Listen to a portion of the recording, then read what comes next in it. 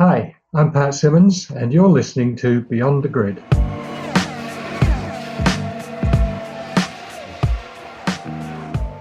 Hello everyone, and welcome once again to the fastest corner of podcast land.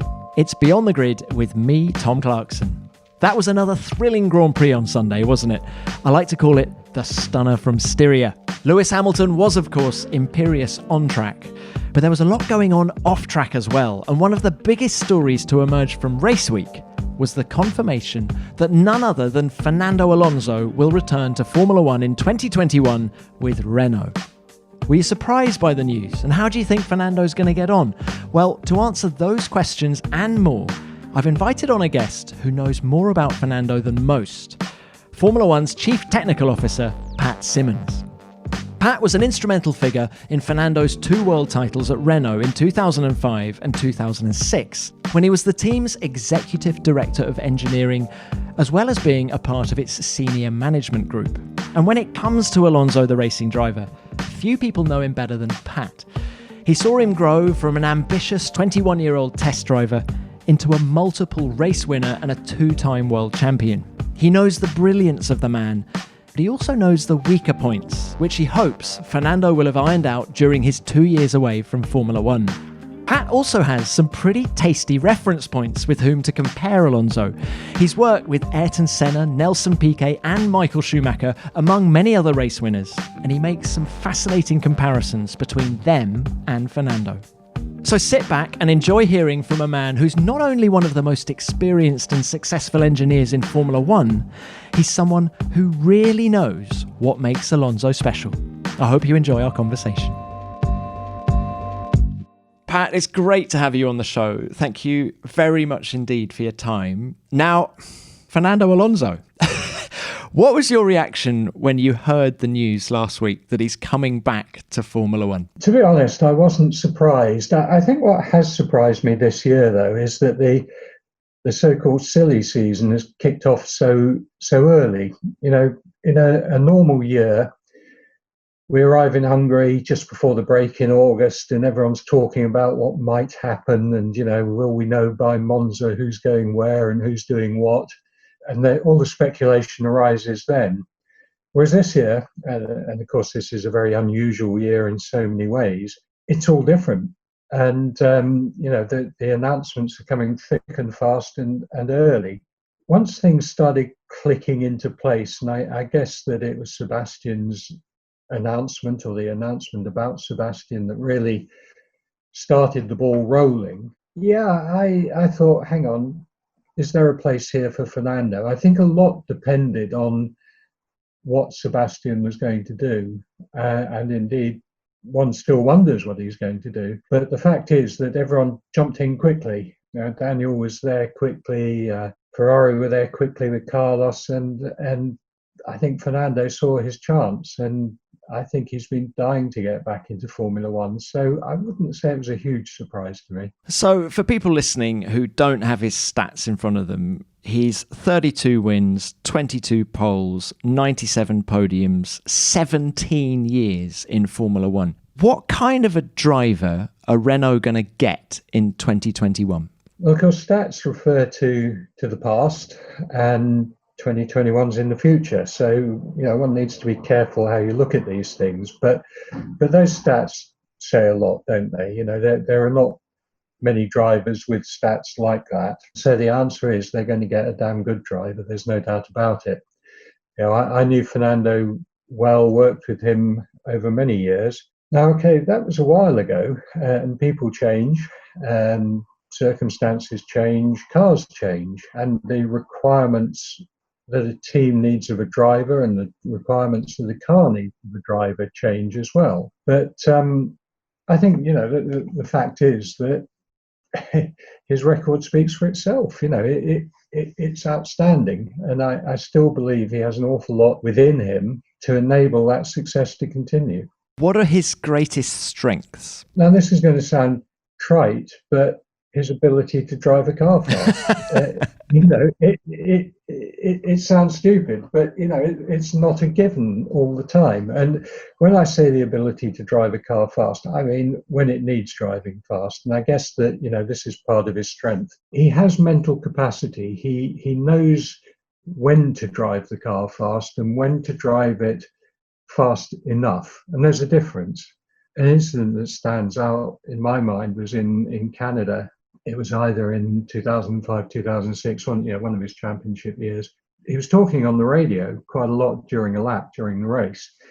And that was a lap that he set the fastest lap of the race. And this, to me, just illustrated this sort of capacity that he had.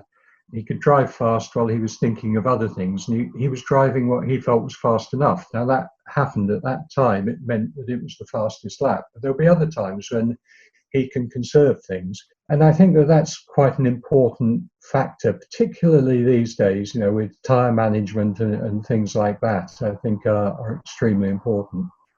He's said in the past, hasn't he, that he's not the fastest over one lap in qualifying. Is that true? I'm surprised he said that because, I think he is very good over one lap. Again, the stats will tell you that. I can't remember how many pole positions we had in those years, but no, I think he is pretty good on one lap. Were there some who could challenge him?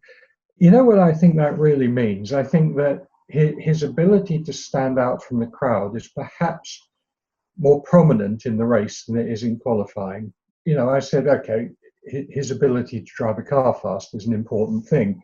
Well, I think there are plenty of drivers who can do one lap in a much more competitive manner than they can do 60, 70 laps in a race. And maybe that's what he means, that, there were others who could challenge him over a lap. Now, that's not to say that he's not quick over a lap, but I think there are probably others who can get closer to him. When it comes to a race, when it comes to managing a race, when it comes to knowing how to plan that race, how to use the car during that race, he's Schumacher-like, he's Senna-like. He has that ability to sort of really get this very holistic view of the race, this sort of God's eye view to picture the race from beginning to end and to think how he's going to manage it. He's all over the strategy as well as talking to you on the radio about tyre management and things during a race? Yeah, very much so. In those days, I used to do the strategy at Renault.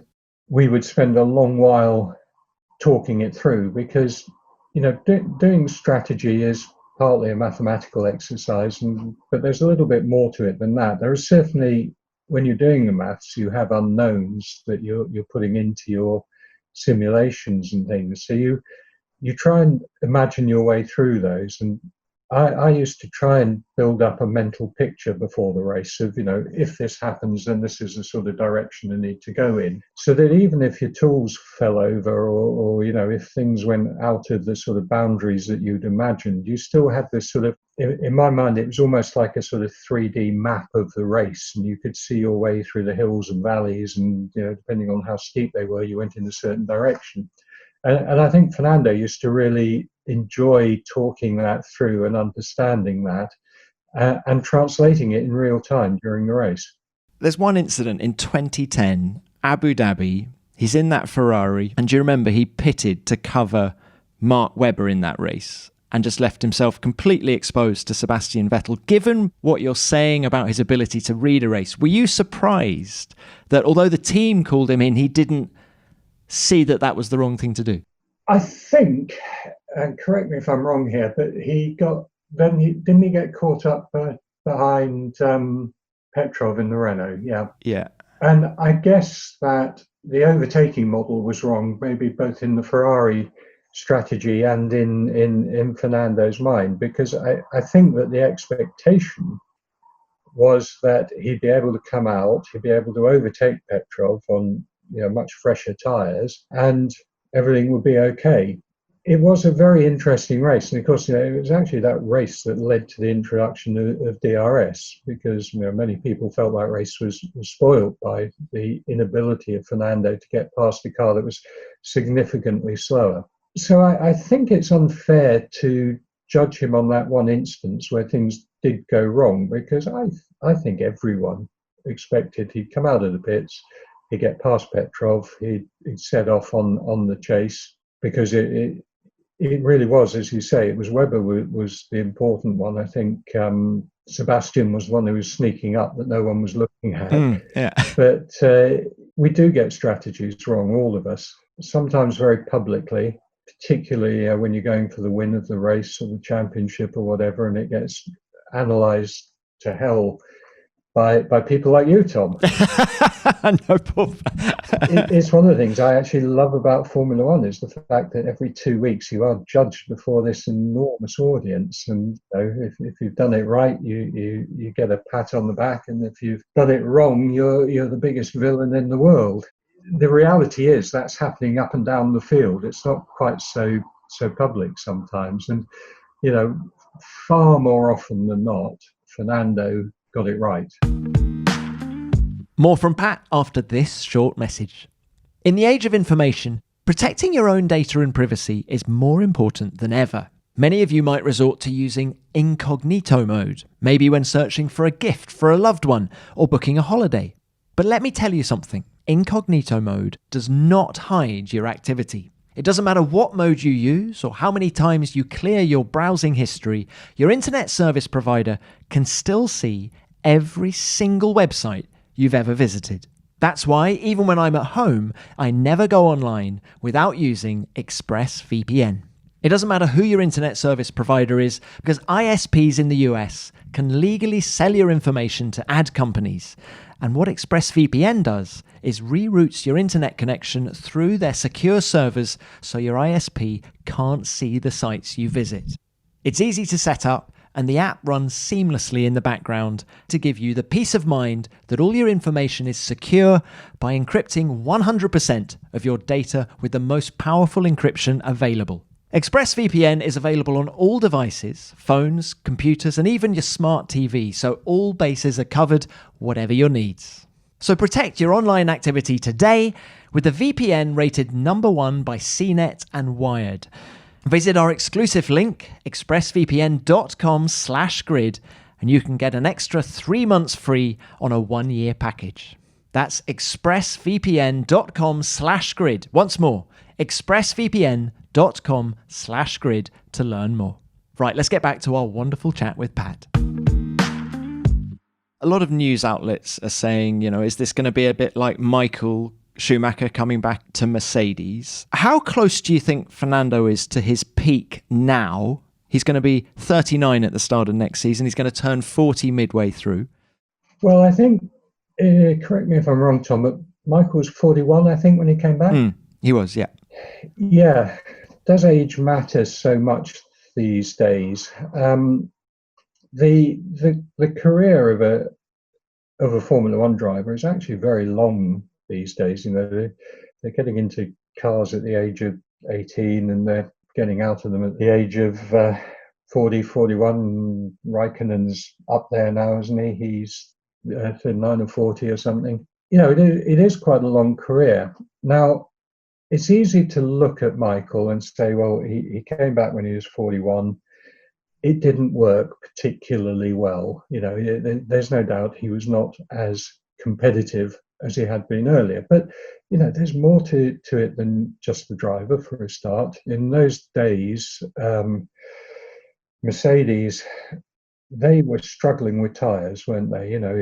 Particularly in races, they weren't on top of their tyre management the way they are now. And I think that had quite an effect on Michael. Will Fernando suffer from age? I suspect not, because I think he's still fit. And that's probably, one thing that does degrade a little bit with age, but, not to a level that I think will affect him. But I think more interestingly, he has learned, he's more mature. And I think one big difference between him and Michael is Fernando's little episode with Toyota, which I believe will have taught him an awful lot. And I think he'll come back very strong. And I think some of it will come from that. Because as a follow-up, I was actually going to say, what about 2 years away? How will that affect him? But are you saying that experience in endurance racing at Le Mans with Toyota will have benefited him? I believe it will, yeah. I think that, there are several things about driving a Formula One car and being in the Formula One team that are important. And, arguably one of Fernando's weaknesses, certainly in the time when he drove for us at Renault, was that he didn't really understand the team part of it. The fact that everyone was giving of their best, everyone was pushing just as hard as they could. Everyone wanted to win that championship. I think Fernando sometimes felt he was alone, and there was the infamous incident in Japan in 2005 when he said, the team's not with me, even though we were just about to win the world championship. How much did that hurt? Just if we can talk about that. It hurt a lot. It hurt the whole team. It was up to us as the management of the team, particularly myself, sort of looking after the race team at the time, to try and build people's spirits up and to sort of say, look, okay, he said it, but it's one of these things that may have been misinterpreted.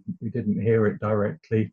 He's under a lot of pressure, all this sort of stuff. But to be honest, it hurt a lot because, people were putting in all the hours they could, pushing as hard as they could to win that championship.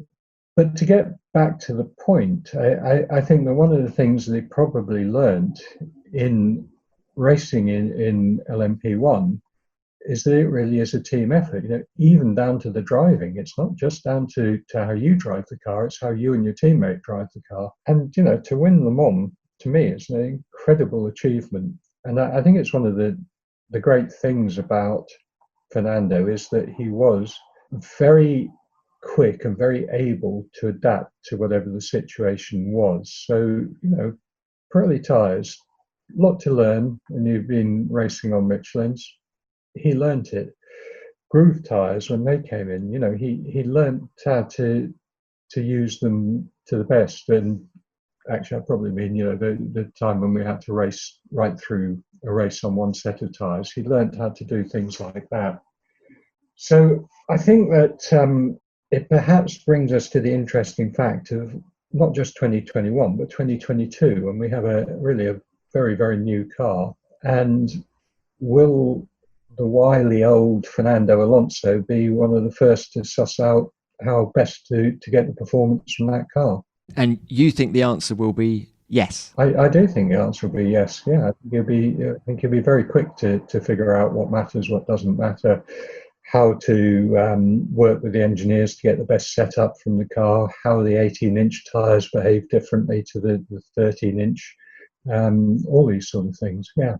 So on the team aspect, do you see Fernando coming back as, to sort of a lot of footballers, older footballers, we talk about player managers, don't we? Do you see Fernando taking more of that kind of a role within Renault, almost working alongside the management? I think he's always played that sort of role. Even in your day? Yeah.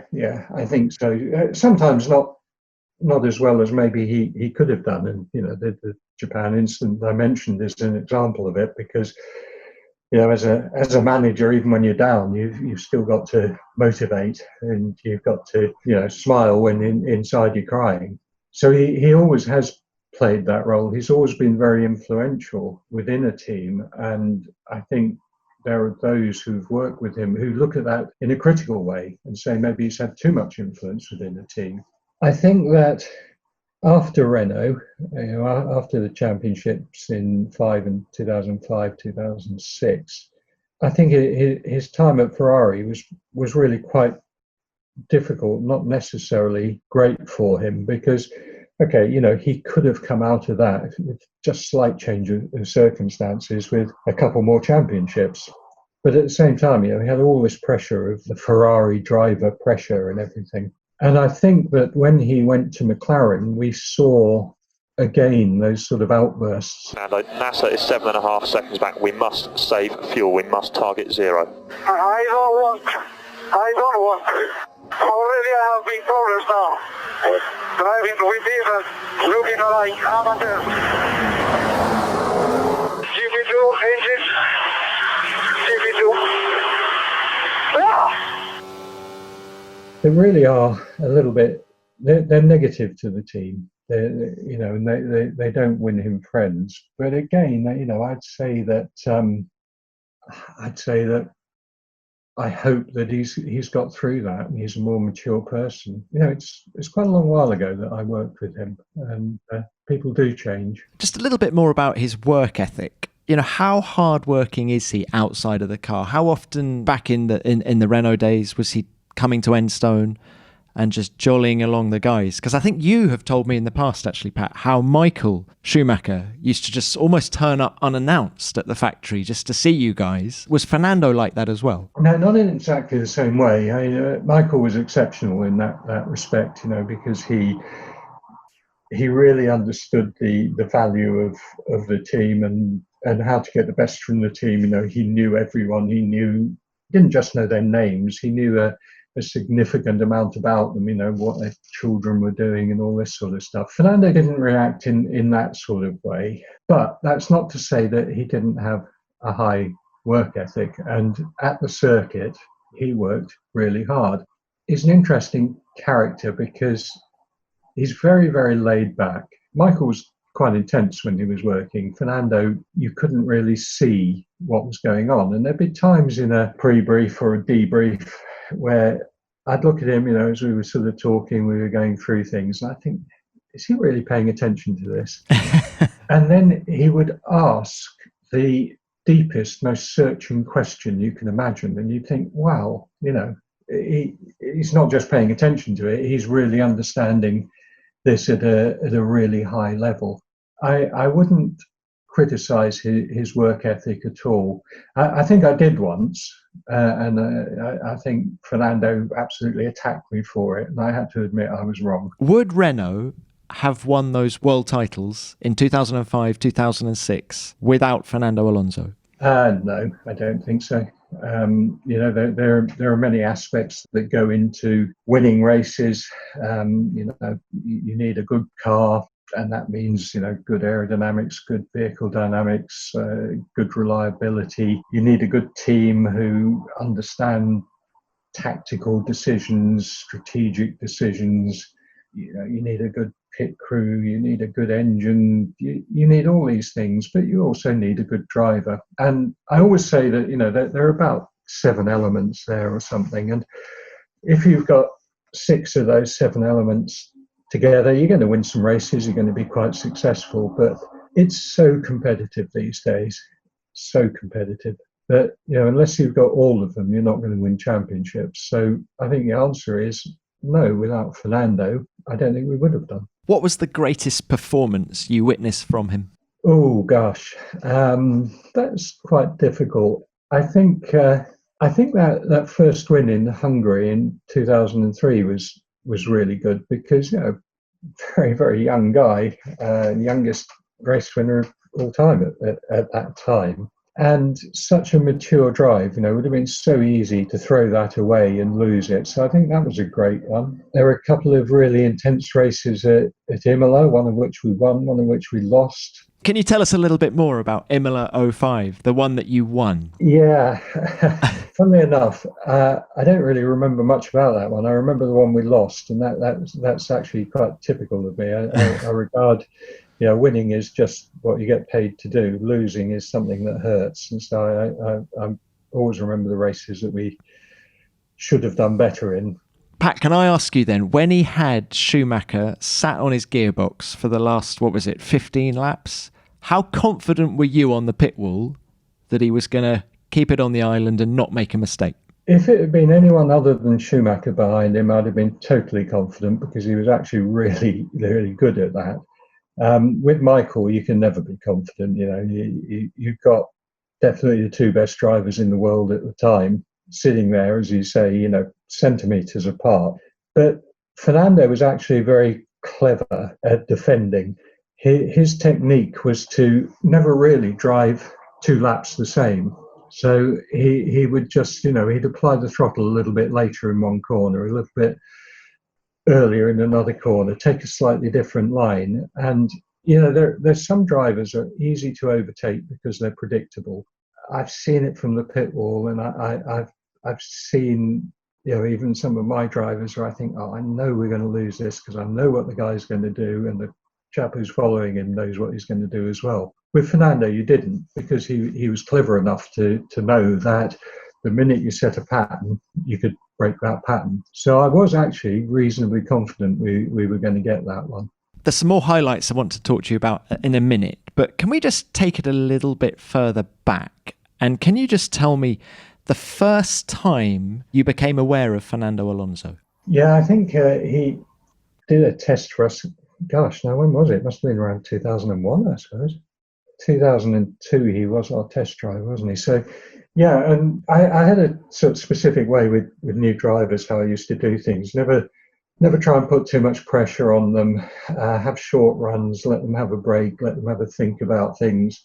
Wherever possible, I try and get a new driver in a car. If they had a day's driving, I try and get them in the afternoon of day one and the morning of day two, so they could think about things overnight. I never asked them to do long runs or anything. And with Fernando, it was so obvious so early on that actually he could do longer runs. He could give good feedback. You could give him work to do rather than just driver training. I remember phoning Flavio Briatore that evening and saying, there's something special here. It wasn't that we discovered him on that day or anything like that. You know, everyone knew the guy had talent. But I think that the reason I phoned Flavio that night was to say, look, actually, this is probably a little bit better than we actually thought.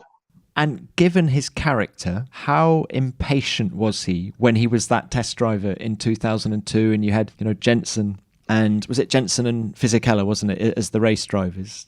Was he sort of constantly badgering you, saying, come on, Pat, put me in the car? Was it that kind of environment? Yep. Yeah, it was. He was very, very young.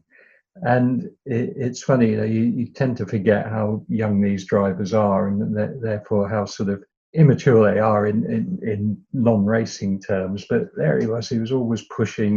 He was always very critical of the race drivers, both the race drivers, and absolutely, probably more at Flavio than myself, but always trying to say, look, if I had the chance, I wouldn't have made that mistake. I'd have done better than that. I'd have been quicker than that. I'd do a better job for you. So, yeah, he knew where he wanted to get to, and he wanted to get there fast. There's no doubt about it. And he was true to his word, because when you gave him the race seat in 2003, he qualified on pole for his second race. In Malaysia. Yeah, that's right. Yeah, he did. Now, there's a little bit of strategy in that as well. But, yeah, he delivered, and there's no doubt about it. And it's a funny thing, actually, Tom, because I used to say at one time to the guys, look, every race is important. There's not one race that's more important than another. Every race has the same number of points for winning it. You've got to put the same effort into every race. But I found out probably around this sort of time that actually that's not really true. And I absolutely knew it by sort of 2005, because those early races are so important because they set the whole mood for the team. Winning is a mental state as much as anything. And, to go to your second race as a rookie and put it on pole, irrespective of the fact that we probably had a slightly better and a slightly different strategy that we were following, it just sets that expectation. It gives that confidence. And being a winner is something really special. I think, Tom, you've seen it so many times in your career that once a driver wins a race, they seem to be unstoppable. Sometimes it can take ages to get to that first win. And then when it happens, that self-esteem, just drivers, in fact, all competitors have to have in bucket loads. It just rises exponentially, and the wins just keep coming then. How did winning change him? Again, I think confidence. Now, I'm probably going to contradict myself here, because the interesting thing is that he always had that confidence. He sort of knew he was going to win. He felt he was a winner right from the start. But that's quite unusual. Most of them have some levels of self-doubt amongst this sort of huge self-esteem that any competitive person needs to have. With Fernando, yeah, he was, just like we were saying, he was badgering us to get in the race car when he was driving a Minardi. He did feel he could do it. There was always something to come from Fernando. What about the mind games with his teammates? I hope I'm not being too unfair, but I always felt Fizzy was brilliantly quick, but a bit of a sitting duck for someone like Fernando. Is that unfair?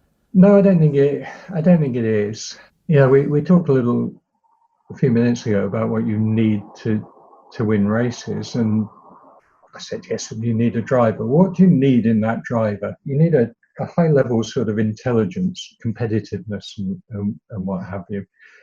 And I think, with Fizzy, he was very quick, and he drove some good races as well. Don't get me wrong. I'm certainly not putting the guy down. He was a damn good driver. But I think that if you compare him to Fernando, Fizzy had his way of doing things. This is how I'm going to go about this race, and the pattern was set. Fernando, as I alluded to earlier, was always thinking, always changing, always trying to find a new way of doing things, even during the race. I think that's probably what made him stand out amongst his teammates. In themselves, yeah, good drivers, without a doubt. But Fernando just had that little bit extra. Is this a legacy thing with him? Is that one of the reasons he's coming back? I think there's no doubt about it. I think it's a shame that a guy with that amount of talent has only won 2 championships. And if I think that's a shame, Fernando will think it's a tragedy. So yeah, there's definitely unfinished business. And you can talk about triple crowns, and you can talk about wanting to win Indy, and yeah, he'd like to do all these things. But I know Fernando well enough to know that there's nothing he wants more than another Formula One World Championship. And that is why he's coming back. He thinks he can achieve that with Renault, maybe in 2022. Yeah, absolutely. Yeah. Fernando's not a journeyman. He hasn't come back because he's bored. He hasn't come back because, he wants to see the world again. He's come back to win. Okay. Now, look, you've worked, Pat, with some of the greatest drivers of the modern era. And I just was wanting to get your thoughts comparing Fernando to, for example, the likes of Ayrton Senna. You worked with Senna very early in his career. You worked with Fernando very early in Fernando's career. Are there parallels between those two? Yeah, I think, Tom, you say I work with them in the modern era, but, I've been in Formula One a long time. And it's interesting that people often ask this question of, can you compare Senna, Schumacher, Alonso? The interesting thing is that I worked with those 3 in particular, and there are many other champions I worked with, but those 3 in particular were a decade apart. So, Ayrton in the 80s, Michael in the 90s, and Fernando in the 2000s. As an engineer, what you require of your driver changes with time. In the 80s, we didn't have data acquisition, we didn't have the understanding of the cars, we didn't have the modeling capabilities, we didn't have simulation, and we relied on the driver. The driver was all our feedback. I mean, it sounds crazy now, but, even down to gear ratios and what revs we were pulling in top gear and what the water temperature was and things like that, all that came from the driver. So a very different requirement to today, where you actually know far more about what the car's doing than the driver does. Michael's somewhere in the middle. We certainly had a reasonable amount of data acquisition, although it was early days and it wasn't anywhere near the quality it is now. But, starting to work this sort of very holistic view of the engineering and the driving all coming together to achieve performance. In many ways, different requirements, different drivers, and in my view, different eras. A year is a long time in Formula One. A decade is forever. But there are human qualities as well. And I've mentioned a few times self-esteem. I think what I see as the similarities between particularly those 3 drivers and many others, Nelson Piquet, Gerhard Berger, many others, what I see is this enormous self-esteem, this absolute belief that they are the best in the world. They are the only people who will get the performance from the car. They're doing you a favour driving your car, and they're going to win with it, and they are much better than the other 19, 23, however many people who were on the grid at the time. And that is something that in those three in particular was so much stronger than I saw in other drivers. And that to me was the similarity between them. What about pace? Relative thing, of course. And, the performance of the cars has improved massively. So two elements to pace, as we were talking about a little bit earlier, single lap pace and race pace. I stand by what I said earlier, that there are more drivers capable of giving a very high single lap pace, able to achieve 99.5, 99.8% of what the car's capable of over one lap. Pace over a race, different thing. Much fewer drivers are able to do that. Now, again, if we refer to those three, my time working with Ayrton, he really was poor over race pace, but it was because he was unfit. He hadn't realised that you needed to be very fit to drive a Formula One car, probably more so in those days than even now, because we didn't have power steering. We had rudiments of ground effect, which made steering quite heavy at times. There were certainly times when in a fast corner, you turned in, you applied a steering angle, and then you locked your elbows sort of almost into the monocoque because the loads were so high you wouldn't be able to correct. So if the car didn't do what you expected, you were in trouble. That's fascinating in that you said earlier that Fernando was ready to go when he arrived. He was able to do long distances in that first test, etc. Whereas you're saying really Senna wasn't quite ready to go. That's quite interesting difference between the two of them right there. I wouldn't say that Senna wasn't quite ready to go. I'd say he was nowhere near ready to go. It was actually Michael coming along who realised, and I think this probably came, we were talking about sports cars earlier. Now, a lot of people forget that Michael drove for Mercedes in sports cars before he came into Formula One. And I had a huge respect for the way Mercedes ran the sports car team. It was with Sauber. But they had this incredible driver training program where, they taught them all sorts of things. So even the sort of PR aspects, how to conduct themselves in interviews and what have you. But they also taught them physical well-being and physical strength and physical stamina was so important to winning races. And Michael took that to new levels. Suddenly, when people saw what Michael was doing, from that point onwards, everyone had to do it. But prior to that, in Ayrton's time, absolutely not. And, Ayrton could do a quick lap in those days, but he couldn't do consistent laps. He found it very difficult. He improved a lot during, that time he was with us at Tolman, but it was still a big difference, I think. Those three are such fantastic drivers. Symonds Grand Prix, you got a blank checkbook. You can employ two of them. Who would you choose? Wow, putting two of those three in the same team would be fireworks. Yeah. Okay, I'll give you an answer. It's Michael and Ayrton. So why not Fernando? I think it comes down to this team thing. I would love to see that everything I said about what I hope he's learned in Toyota comes to fruition. He's got some great guys at Enstone now to work with, some of whom, like Alan Permain, worked with him before.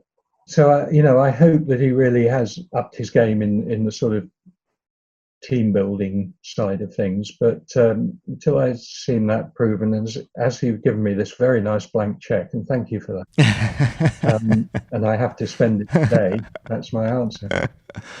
And how good is Fernando at developing a car, looking at these 2022 regs and things? Yeah, I think he's good, and I think that's an interesting thing. And I was amused to see that he's already starting to direct the team and telling them to forget about 21 and get on with 22 and all this stuff. Do you believe him when he says that? Yeah, I do. You do believe him? Okay. No, I think he is. I think he is pretty adaptable, and I think he will get the best from the 22 car. When I worked with him, I admired the way he could adapt to things. I mentioned earlier, the single set of tyres through a race, which was a really difficult thing to do. He understood how to use them, when to use them. I think going and doing Le Mans, as I've said before, I think is a fantastic thing to do. I think it really will have helped him. And interestingly, I spoke to him last year or the year before, I can't remember, and I spoke to him quite a lot about driving the Le Mans car because, as you know, I've been working on the 2022 car and the overtaking capabilities and things. And so I was talking to a lot of the drivers, like him, like Hulkenberg, who'd driven the LMP1 cars because I wanted to understand a bit about them. And it was fascinating to get his insights as to how he had learnt to drive the LMP car and what he'd had to do and how he'd discovered, particularly with the energy regeneration on that car, how he'd discovered things that, you know, the other drivers hadn't discovered. They'd been driving it for a while. He came along and he said, oh yeah, well, look, if I do this and if I do that, and if I lift here and brake here, I've actually got more energy to play with. He's very, very good at things like that, and I think the 2022 car will be good for him because it'll be a bit of a reset for everyone, and I think it will help Fernando quite a lot. And the young'uns on the grid, it's such a young grid now, really, isn't it? Do you think he'll have any problems adapting to racing with the likes of Max Verstappen, even his teammate Esteban Ocon? Tom, when you get to our age, they're all young, aren't they? That is true. I don't think so. I don't think that would enter his head. You know, the minute he gets in the car, the minute the visor comes down, there are 19 enemies on that grid, and he doesn't care who they are, what they are. They are the enemy, and they're there to be beaten. Brilliant. And so just in conclusion, Pat, you're predicting the same Fernando that we've known all along, but perhaps a little bit more of a team player. Is that a fair summary? That's what I'm certainly hoping for. Predicting, I don't like making predictions, you know, but that's what I'm really hoping for, and I really hope that, you know, the guys at Enstone and Very can provide him with what he needs. I think the engines are starting to equalise a little bit. There's still a little way to go. I hope that the investment is there. You know, Renault, like all of the manufacturers, are really hurting. You know, their share price has dropped from sort of high 50s to low 20s euros per share over the last year. Their sales are down sort of month on month. Look at May, they're down by 50%. All the auto manufacturers are hurting, but they need to make the most of this opportunity. They need to put the investment in to give Fernando what he needs to win, and I really hope that they will do that. Well, it would be fantastic, wouldn't it? Fernando Alonso back on the top step. Pat, thank you so much for your time. What a wonderful chat. It's a pleasure.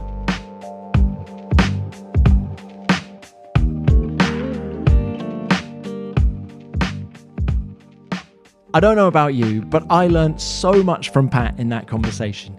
How Alonso is deliberately inconsistent during a wheel-to-wheel battle in order to make it more difficult to pass him. That's gold dust. And how sports car racing will have helped him to appreciate the team aspect of racing more. That makes complete sense too. And what did you guys make of his Symonds Grand Prix driver lineup? Were you surprised that Fernando wasn't included? I think I was. Then again, I wasn't, because we're talking about Senna and Schumacher here. If ever there was a reason to introduce 3-car teams in Formula One, that right there would surely be it. Pat, many thanks for your time. It was great to catch up. Well, that's almost it for this week, but as ever, let me have a quick dive into the virtual mailbag before we go. Many of you have got in touch to say how much you enjoyed hearing from the FIA race director Michael Massey last week. And didn't he have another busy weekend in Austria, by the way? Anton Marquez said this: loved the chat with Michael Massey on Beyond the Grid. Great to see another Aussie involved in the sport, and the perfect thing to listen to lying on the kids' bedroom floor trying to get them back to sleep. Anton, I'll take that as a compliment, although you might also be saying that Beyond the Grid is sleep-inducing. Also, Stephen Lang got in touch to say this: it was fascinating to hear Michael Massey's story and to better understand the FIA perspective of events. As I am a scrutineer. Brilliant, thank you. Well, it's our pleasure, Stephen. Michael's story is an inspiring one on many levels. And if you've taken something out of it on a professional level, well, that's great too. And Keirdra says this: I went to that first Korean Grand Prix in 2010, and yes, it was very different. Before Michael's podcast, I wasn't really aware of what the insiders thought about it, and I had no idea it was so close to not happening. And after the race, by the way, we were stuck in the car park as shuttle buses didn't exist. I'm sorry to hear that you were stuck in the car park afterwards, Kidra, although I don't think we can blame Michael for that. The Korean Grand Prix was just another amazing story in the back catalogue of Michael's life. Well, that's it for this week, folks. I'm sorry if I didn't read your message out, but please keep getting in touch because I read each and every one of your messages. If you do want to drop me a line, I'm at Tom Clarkson F1 on Twitter, or you can use the hashtag F1BeyondTheGrid. Thanks for listening, and be sure to tune in next week. We've got another cracker of a guest. Beyond the Grid is produced by F1 in association with Audio Boom. Until next time, keep it flat out.